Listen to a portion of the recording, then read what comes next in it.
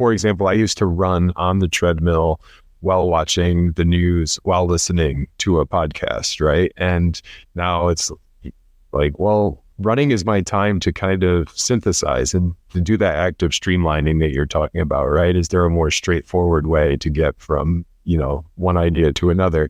The more we're thinking about, the less likely we are to think about taking something away, which is precisely the thing that we need to do, right? So the more overwhelmed we become, the more likely we are to fall into the trap of just continuing to add. And that's when you get, that cycling. You have found the Thinking Mind podcast.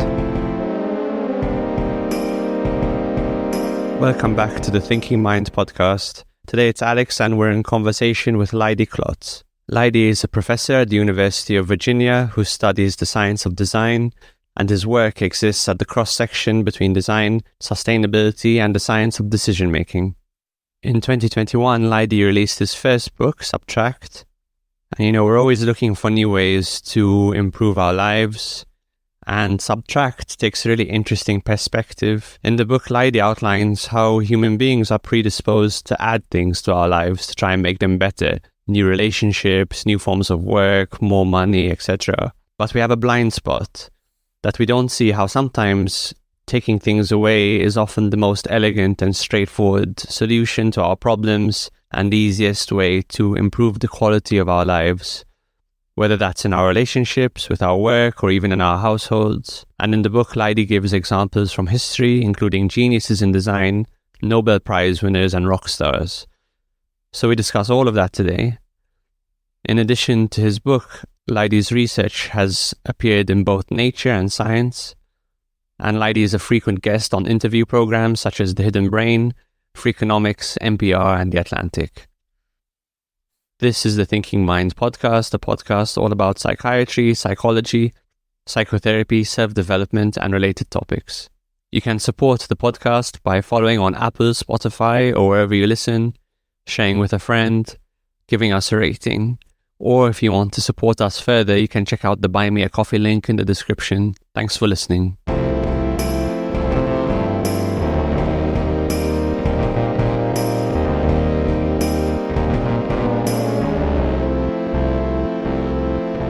Leidy, thank you so much for coming on the show. Thanks for having me. We're going to talk all about your book, Subtract. Very interesting book. I love discovering books that show things from a different angle, something we haven't thought of before. It's very refreshing. First, I wonder if you could tell us a bit about your background. How did you arrive at this interesting intersection between design, sustainability, and decision-making? Yeah, and so the book and the shift that you're talking about, I think, is, realizing, I guess, that taking something away can be a way to make it better, right? And that is, it holds true across physical and social and mental worlds. And my background, I'm a professor now, and I think of most of my research as being behavioral science, if you're categorizing it somewhere. But my degrees are in engineering, and I also teach in engineering and architecture. And I think I've just always been interested in the mental processes of how people are designing. And obviously, design is something that engineers and architects do, but design is something that we all do if you take the broadest definition of it, which is, basically changing something from how it is to how we want it to be. I mean, that's the unifying work of the professions, right? I mean, that's what lawyers do, that's what doctors do, that's what engineers do. And so as I was, that I think explains, kind of getting interested in that process in engineering and architecture, and then studying the basics of that process and realizing that but studying the basics of that process, and that also applies to other professions. So that's my background in a nutshell, and how I got to the book, and the idea of subtracting to make things better, and doing research on that. What was there? Did you have an acute moment of inspiration for Subtract? I know that it came out in 2021. Did COVID have anything to do with it? Because I know that for me, Well, for lots of people, right? That moment that everything got wiped out from the calendar was so cathartic for so many of us. Was that Yeah. kind of moment you had, or was it something else? Definitely wasn't cathartic for me. I feel like the the COVID had the big, for people who weren't experiencing a tragedy, which were the lucky ones, but I feel like there was a big split between people who had kids and didn't have kids, and we had 2 young kids, and so everything got wiped off the calendar. But it also added 2 huge things back onto the calendar, which was taking care of a 0 to 2-year-old and a 2 to 4 or a 4 to 6-year-old. So that thing made things quite crazy. And actually, the book was written before the whole pandemic started, and I think there were one of the things that the pandemic certainly did was kind of shake us out of our routines, right? And it forced us to stop doing some things, whether it overloaded us with other things or not is, dependent on the person. But these things that it forced us to stop doing, I think, are some really good evidence that we overlook subtraction, even when it can be helpful to us, right? Because if there's something that you're no longer doing and the pandemic is the reason that you're no longer doing it, then you could ask yourself, well, why didn't I think of this sooner, right? Why didn't it's interesting to me, people think, oh, I finally dropped my commute. And it's like, you didn't realize before the pandemic that you were spending all this time like sitting in a car and that wasn't enjoyable time. And it took the pandemic to get rid of it. That is an example, I guess, of the pandemic helping us see subtractions that we otherwise wouldn't have. But no, I mean, in direct answer to your question, the book was written, when the pandemic started, I already had a draft of the book. Yeah. So what was the moment for you when you had that realization? I was playing Legos with my son pre-pandemic, and he was 3, and we were building a bridge basically, and the bridge wasn't level. That was the situation that we had that we were trying to improve, and I went to improve that by adding a brick to the shorter column of the bridge, right? And I turned back around with the brick in my hand, ready to add it. And my son had already removed a brick from the longer column to make the level bridge. And, I'd been thinking about elegant design and minimalism and these kind of ideas before that. But this right there in front of me forced me to think about, okay, this is what I'm interested in, the act of taking something away to make a situation better. And it really nicely illustrates what we found after doing all the research, which was that it turns out that we tend to think how I thought in that moment, which is like, okay, here's something that I want to make better, and I'm going to add something to it. And if my 3-year-old wasn't there, I would have added that block and moved on without even considering a whole nother class of options for improving the situation. Right. So could you walk us through a lot of what we've been discussing lately on the podcast is, let's understand human nature a bit more clearly and just how we get in our own way. Subtract seems to show that really nicely. So could you walk us through the science that indicates, what is this tendency we have to add things? Why do we have this? Why do we have almost a prejudice against subtraction, or maybe subtraction is a blind spot for us? Mm-hmm. Yeah, I'm trying to think which experiment would be best to illustrate, because I don't want to leave just with the Lego example. I mean, so we did, the paper had, I think it was between 18 and 20 studies and experiments, and the paper was published in Nature, made it on the cover because they could make a title, less is more. I mean, so this is like really robust, rigorous science that took a long time to figure out that we were thinking this way. I guess maybe the best experimental evidence, and then we'll go into some of the reasons for it. The best experimental evidence, we created these grids. So they're basically patterns that participants could look at on a computer screen. And the grids were symmetrical from left to right and top to bottom, except for some extraneous marks in one quadrant. And then we would give these to people and say, hey, how would you make this entire grid setup symmetrical. And what most people did was add grids to 3 of the quadrants. The subtractive way of doing it was to subtract blocks from one of the quadrants. And so, long story short, the right answer was to subtract, but more people added and therefore missed the right answer. Even when we incentivized people with money, even when and then we would do things like after the study say, hey, did you think about this option, the subtractive option? And they're like, oh no, I didn't think about that. That's clearly better.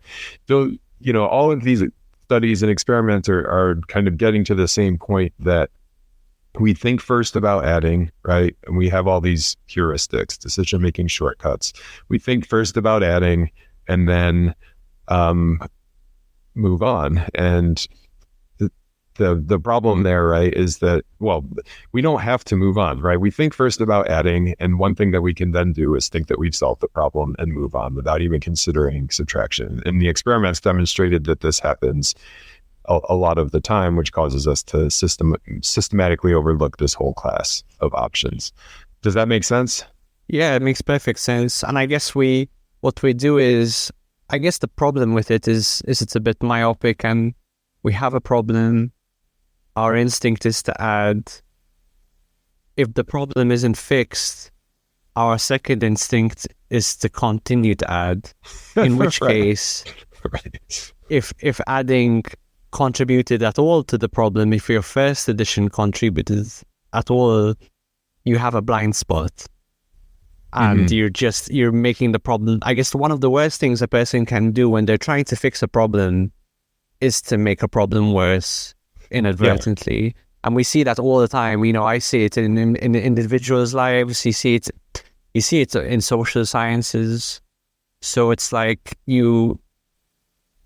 there's no limit to how much a person can compound their own problems if they're not aware of their blind spots, I guess. Yeah, no, this creates a feedback loop, which, you're more likely to add. So you put these additions in the world and then you're reminded of the additions, right? They're familiar, and that makes you even more likely to add. And I'll do one more experiment because it illustrates the issue with cognitive overload too, and kind of, firm up some of the science for listeners too. But one of the things we did with those grid patterns was say, okay, well, if this is something that is a default, right? This is how we just tend to think of adding solutions first.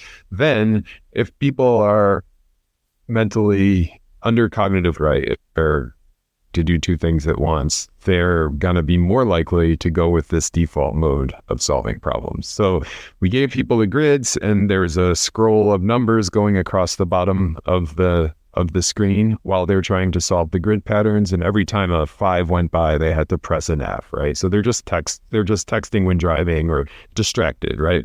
If people were distracted, they became even more likely to add, right? And so, it's not hard to kind of extend that into daily life, right? Where, one mental health challenge, or even if it's not a mental health challenge, it's just a mental challenge, is trying to navigate all the things that we have to think about and do. And it seems that the more we're thinking about, the less likely we are to think about taking something away, which is precisely the thing that we need to do, right? So the more overwhelmed we become, the more likely we are to fall into the trap of just continuing to add. And that's when you get, that cycling, which isn't good.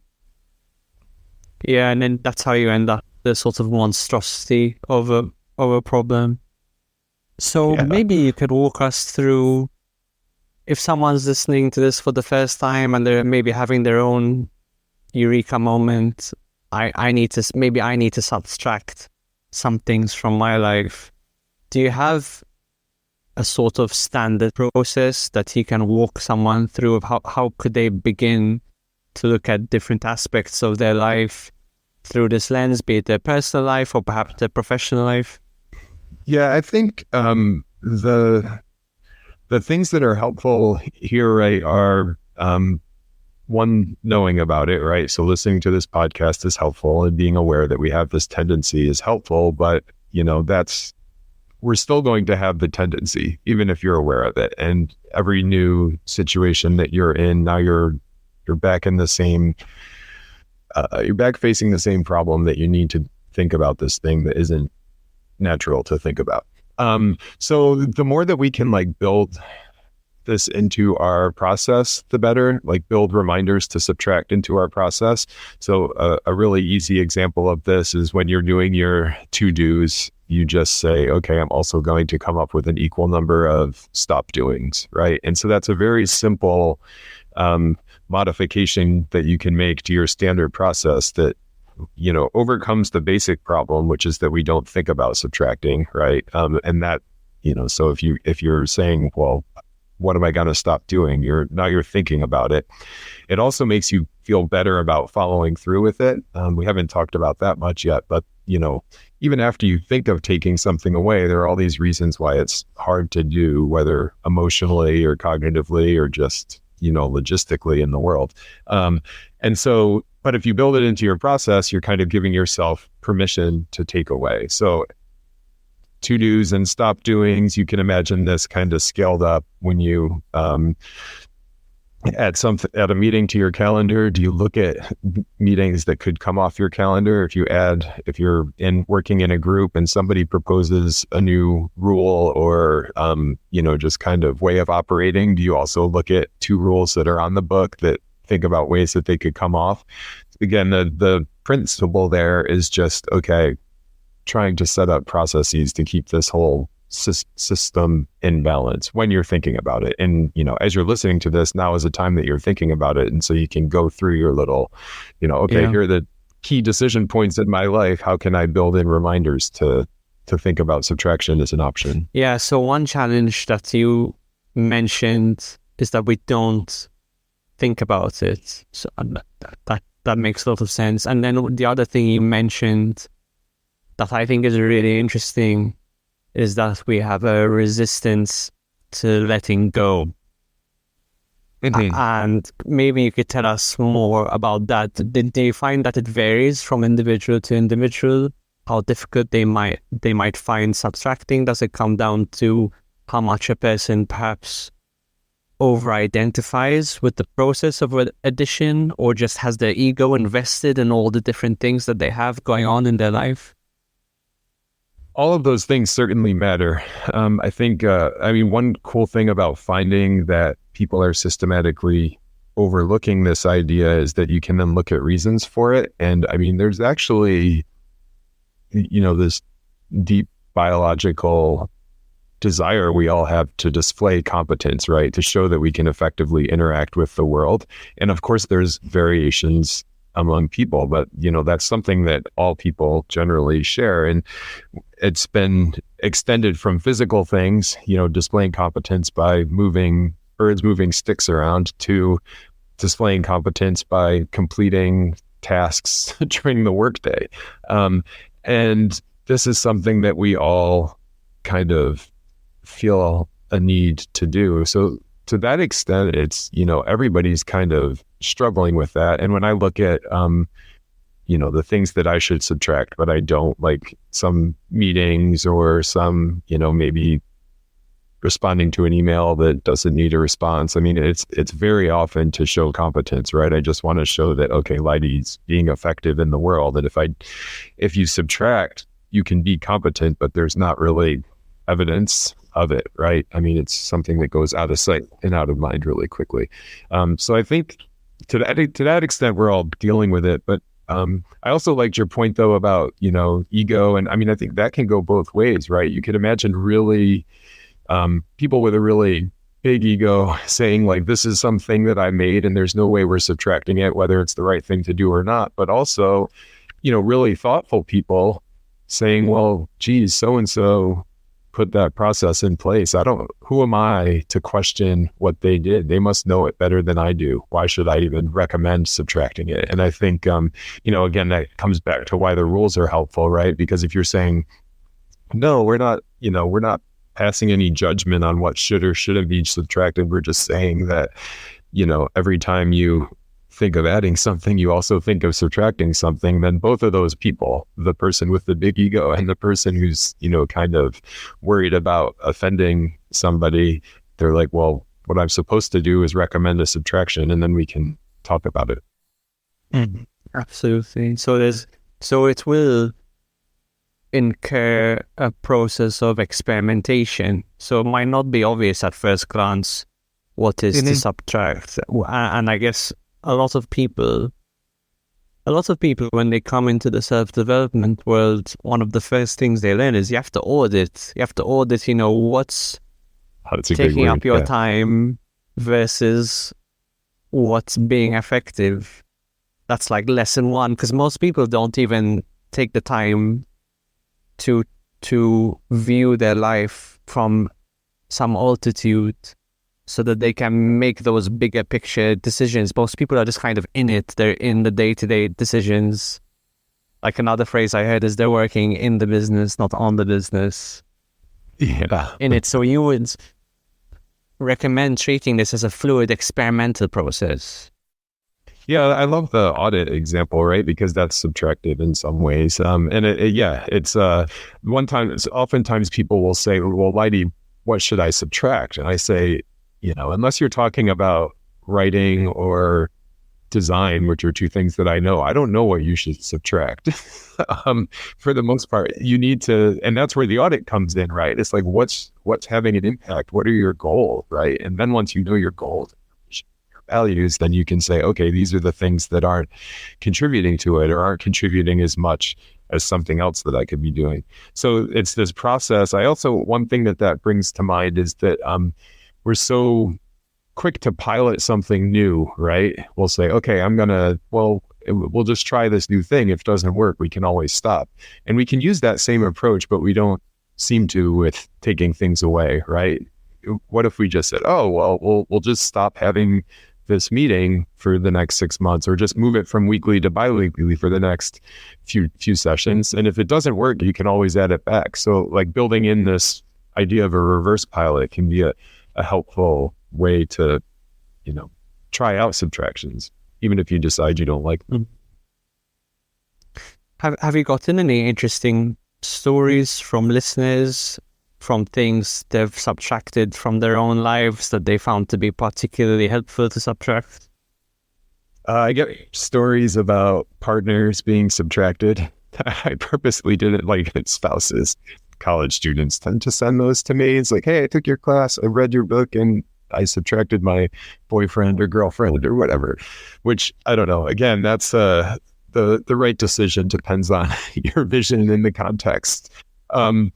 So I get those. I get a lot from, there's this really big community of lightweight backpackers. I don't know if you've heard of that, but they like to send emails, and a lot of them spend a lot of time, thinking about how to lightweight everything.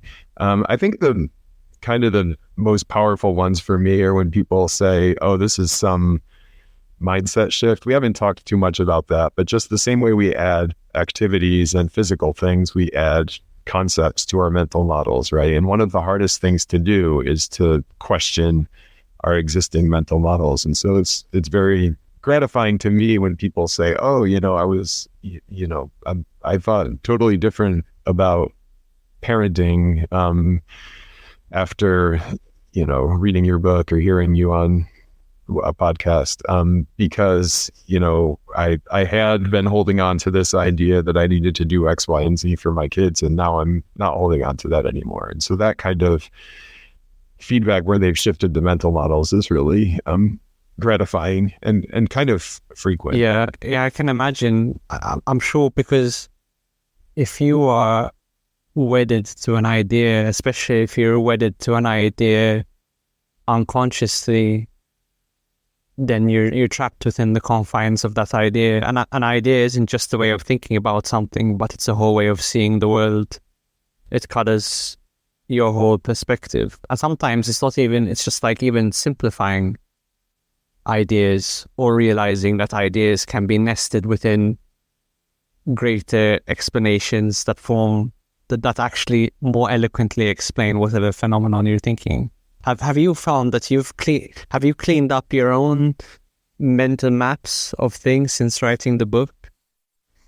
I think so. I mean, I think that part I still find hard. I do think, but I've paid much more attention to kind of the inflow of things, right? And so just because it's new information, I mean, of course, information's amazing. I'm a professor. It's the best thing in the world, and new ideas and new knowledge. It's great, but just kind of blindly having as much as possible of that come into my life is something that I've switched. So for example, I used to run on the treadmill while watching the news, while listening to a podcast, right? And now it's like, well, running is my time to kind of synthesize and to do that act of streamlining that you're talking about, right? Is there a more straightforward way to get from, one idea to another?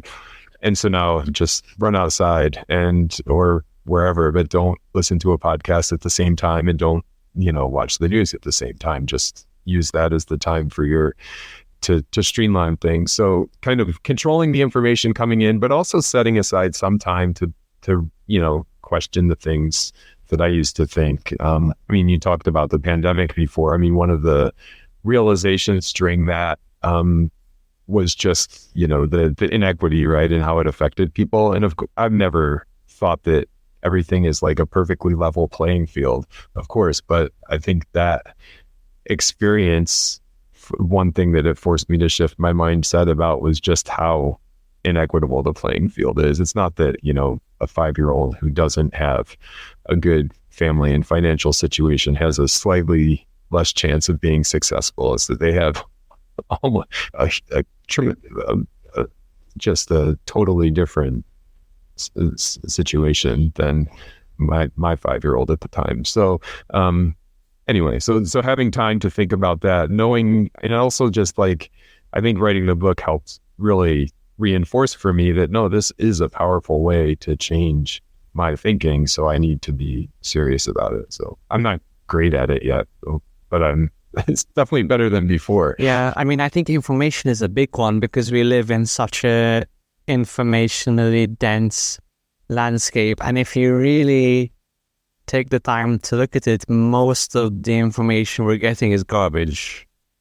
And that's only going to get worse, right? I mean, because it's so easy to produce it with ChatGPT. Yeah, exactly, 100%. Even just thinking about the 24-hour news cycle, you could watch CBS News 24 hours a day, every day, because they're always putting out programming. But realistically, how much of the news that you're getting in any instance is worth knowing? It'd be much more interesting to know, okay, what do I need to know? What piece of information do I need to know this month or this year that is actually going to be relevant to my life? Relevant to you. Yeah. I mean, there's the difference between like what's new versus what's important. And we have so much information out there, but most of the time what's important is some scientific study from 1975, not the latest new scientific study, right? Even, and that's information. Both of those things are 100%, very credible, high quality information, but the relevance is not the new thing. The relevance is what's relevant to you in the moment. And that's an important distinction that I think is hard to make. But I've tried to work on.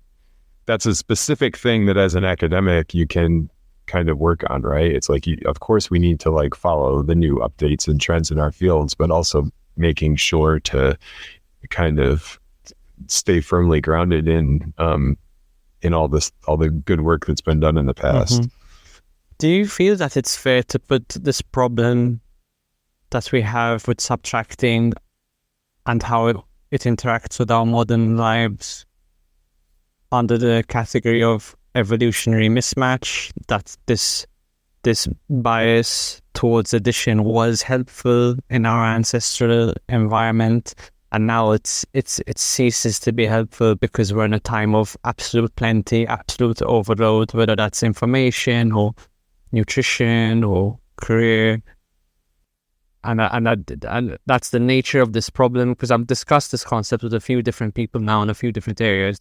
I think that it applies in terms of, this is a behavior that can be well explained from the evolutionary perspective. I think the mismatch implies that, like, on balance, it would be better to not have this in the modern era. And I haven't thought much about, okay, would it be better to be completely neutrally wired? Or, I mean, because, the case could be made that this is still a helpful heuristic, right? That it's better that our mind kind of goes to this shortcut that saves mental energy, right? And it gives us a shorthanded way to make decisions so that we can spend our time on other things. And there are certainly instances where it's not helpful now, but I don't know if, like, on balance, it's still not helpful, or if, maybe it's still helpful in general, but we just need to pay attention to the instances where it's not helpful.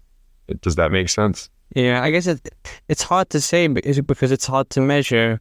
Because let's say you look at let's look at on the eating front.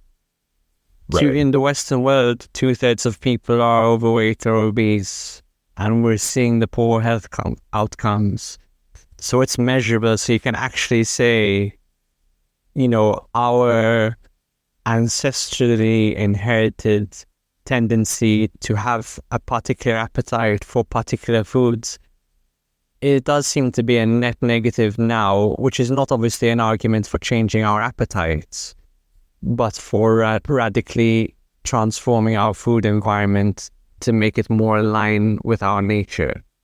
I guess it's, like you said, it's much less clear in the world of information and career planning because the measurements aren't as concrete. I like how you framed it there, though. I think that's, whether it's good or not now, it's the way it is, right? And so thinking about how do we, and the remedy, we're closer to the remedy once we know about it, right? And it's like it seems like a no-brainer to then set up your systems to try to account for this, right? It's like, no, we feels good to eat as many kind of empty calories as possible. So we need to, have some, whether it's restrictions or whether it's, information or whatever the intervention is, it makes sense it's in the public interest to have an intervention about that. So I think it's, kind of the same with what we're talking about here. If adding is contributing to that, then that's part of it. But if adding is contributing to this kind of like mental overwhelm, like, let's think about ways that we can help address that. Yeah, I mean, the cool thing about this idea is you can apply it to so many different levels. I was thinking about the biological level. I was thinking about fasting, stopping drinking alcohol, stopping smoking, even the carnivore diet. Obviously, I think the jury's still out as to whether that's a net benefit, but it's an interesting concept, the idea of cutting out most food groups except for meat. Psychologically, I was thinking of meditation, cutting out all of the distractions and just focusing on one thing. Is that something that do you have much experience with meditation?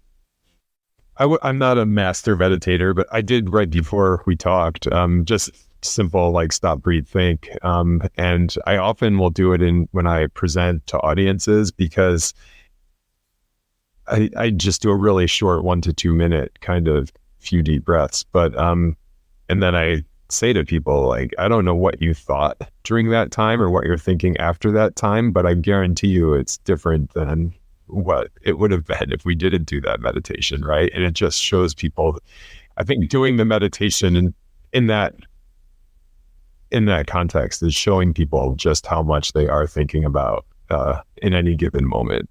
So yeah, I really like that example. Yeah, just how much they're thinking about the mind's tendency to think by itself, and also just how much you're missing. One of the things I think about a lot is how much, like, if there's one thing I wish everyone realized, is how much the brain is filtering out in any given moment of time. We're filtering out 99.9% of possible sensory input. and then what your brain focuses on is going to dominate your psychological life in any given moment. So that's being able to figure out, okay, what's the junk in that field, and what can I actually get rid of and focus on the things that are important to me, or the things that are going to help me rather than hinder me. It's everything. It's the mental skill that I think can propel anyone forward in whatever area of life they want to get better at. Yeah, so I was just writing that down. It's so well stated, that filtering out 99% of sensory input, and then, what the brain focuses on is, attention is what shapes your experience, right? And yeah, that's one thing that I notice with my novice meditation is one of the things that often happens is that I just get to a deeper level of idea, right? Like something that is obviously way more important, but was nowhere near the top of my mind. But when you do the meditation, it kind of lets that clear space for that thing to come to the forefront. Well, I like to examine counter arguments. One thing I'm curious, have you received any pushback or challenge about Subtract? I can't imagine that you have, because it's a very robust book, very robust scientifically. Have you received much challenge or pushback? Well, the easy straw man to take down is this pushback that people say, like, well, here's something that we shouldn't subtract, right? Which of course is, that's totally not the point, but I think it's still worth bringing up, right? It's like of course additions are good. And I think on balance, maybe additions are slightly better than subtractions, but the problem is that we're like missing a whole category of options. I think the research that we did showing that we systematically overlook this hasn't gotten any real pushback. In fact, it's been replicated in limited ways so far. But certainly the conjecture parts, right? When we're talking about like, oh, is this applying to mental health? And, is this the mechanism versus, one of 10 supporting mechanisms that we should be thinking of? I mean, that's fair pushback, and I'm not making the argument that this is the only mechanism in anything, but I think that's probably something that's worth bringing up. The other one that I think there's certainly an argument to be made that this is kind of pushed on us by the degree to which this is pushed on us by society and like economic forces, right? The idea that, like capitalism, we're just supposed to grow. And that is the underlying reason for all this addition. Sure, we might have this small tendency to think of it more, but really what's the root cause of all the problems that you're seeing is much more about like the bigger system. And I mean, that's a fair argument. I don't know what the kind of relative effect of those things are on the fact that we're just like overwhelmed with all of this stuff across the areas. I don't know what's your strongest counter argument. I'm not sure that I have a counter argument. I've heard you say that subtraction should just be an important part of your toolkit, and it's very hard to disagree with that. I think it's a very measured way to think about it. I suppose thinking more with my clinician hat on, subtraction, like the elegance of subtraction shouldn't be used as an excuse for trying to avoid doing something difficult or something that creates a lot of resistance. Like resistance is really good for us and overcoming difficult things. And sometimes the process of addition means trying to overcome resistance. And I just think one of the things our brains are wired for is to do that. And I think we're happier as a result of overcoming resistance. So the only thing I would say is to not use this concept as an excuse for avoiding difficulty. That's a great point. I mean, my friend Bob Sutton, he's a Stanford professor. He has a book coming out called based on this work on friction that he's done. It's called The Friction Project, but it's what's cool about that book is that it's talking, sometimes it's good, right? Hard is not bad. My son's preschool teacher used to say that to us. And, but I think the thing with subtraction is that we can do it cognitively, right? And it's just a little more cognitive effort, right? So it is actually harder, right? You just need to think past your first instinct. And it's the same logistically a lot of times, right? So if you're thinking even just a really tangible example, right? Some product design. You're designing a phone and you want it to be streamlined like the iPhone. It's not that they never like thought about all the features and things that could be added onto that phone. It's that they had to think of all of those things and then do more thinking or more steps to figure out if you could design this thing with fewer features. And so I totally agree that like doing hard things is important. And I think one of the reasons we don't subtract is because one of the reasons we don't get these positive subtractions is because we think it's going to be easy, right? We think it's just do nothing less, which isn't the kind of less that makes us happy. The kind of less that makes us happy is to kind of keep persisting and keep growing and to keep thinking, right? And keep overcoming that friction. And that subtraction could even have an advantage for, because it's requiring more thought. I'll give one more example there, because think of it in terms of writing, right? When you have a blank page, that can be create writer's block, right? It's like, for me, it's not a good feeling when I have a blank page. It's like, okay, now I need to create these ideas. It's like, it's kind of unknown. But then once you've got the document, then editing is quite fun, right? Because it's within the realm of possibility to what you can do, but it's still a problem, right? You're still making it better, but you're able to do it because the words are all there. Plus you're seeing your progress very obviously because the writing is getting better and better. But it's also more work, right? Because any moment of editing beyond kind of good enough is just extra work. But so I think that's an example of, it's a very subtractive act, but it can be enjoyable, and it's also more work. Yeah, that's a really good example. I don't think now though there is ever an excuse for having a blank page. Like what You're right. like, because you just like, I've been producing an audio essay once a week, and I'm challenging myself to produce one once a week for 3 months. So that'll be about 12 at least.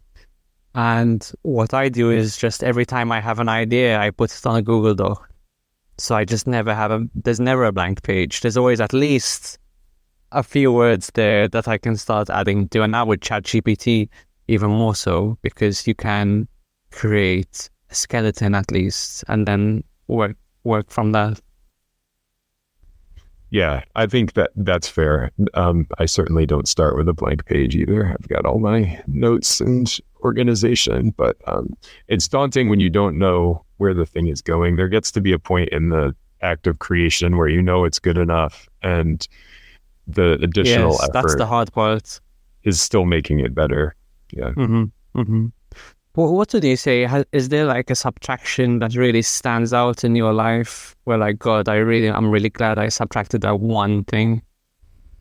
This is a new one, but we just paid like a home organizer to help us get rid of a whole bunch of stuff. And it's like the best money we've ever spent on our house. And it's has all the classic elements of why it's hard to subtract. It's like, why are we paying this person so that we have fewer things?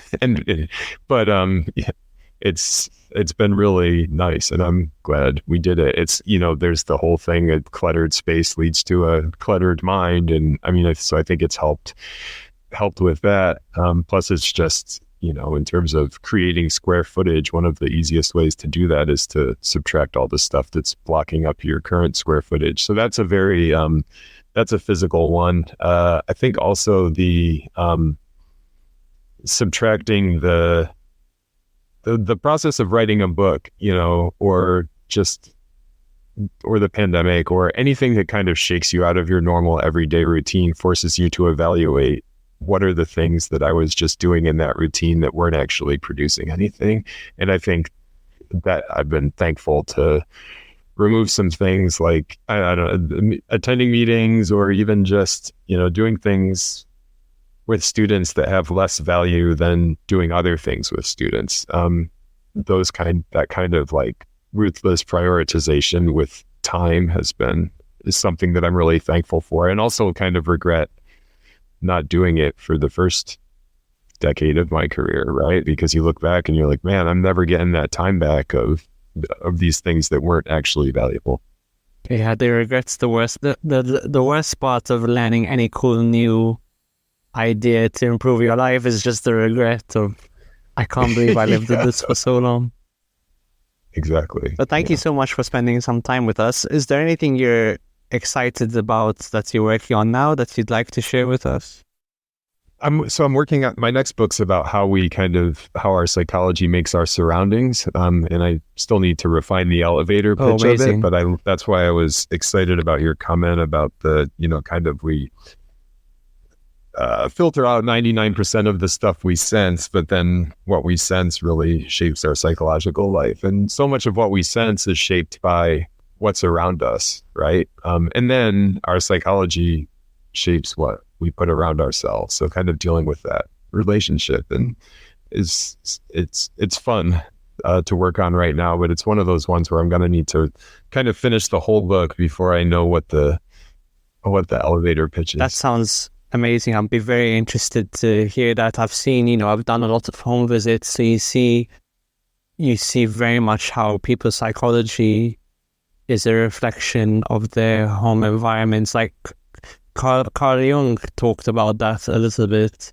He said there are really important congruences that should be achieved, like the congruence between our mental state and our actions, between our thoughts and our emotions, and between our mental state and our environment. And like getting those congruences aligned is one of, I guess, his steps towards a psychologically balanced life.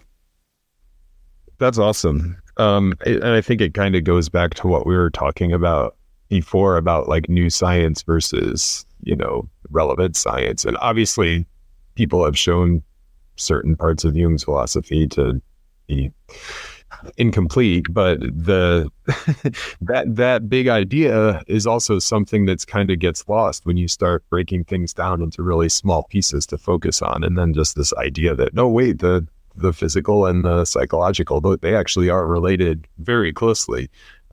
Is that something that when you go into a home environment, will you make recommendations about the home environment?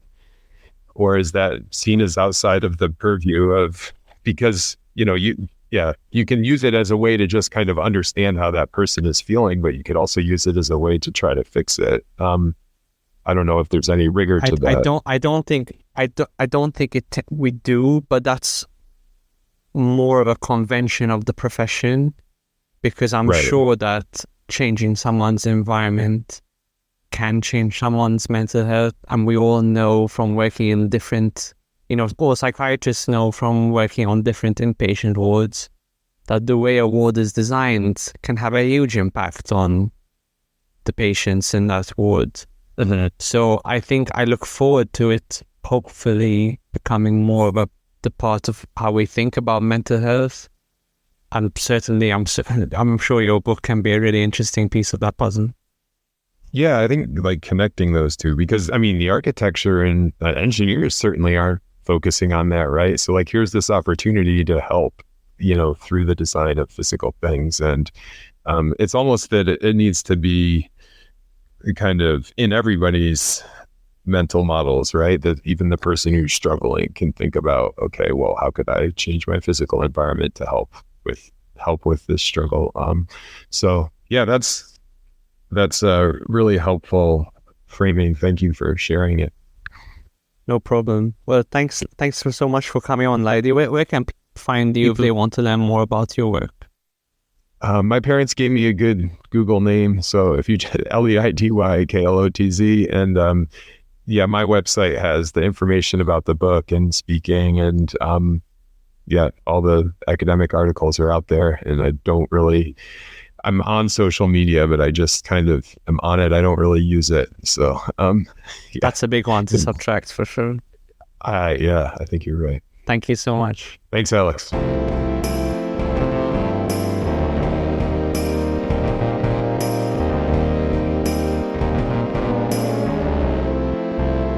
Thanks so much for listening this week. If you've got any feedback, as always, do get in touch. If you enjoyed the episode, why not give us a rating on Spotify or Apple Podcasts, because it really helps other people to find us. If you want to get in touch, you can find us on Instagram or Twitter, or you can drop us an email. And if you value the show more generally, why not buy us a coffee? Thanks so much.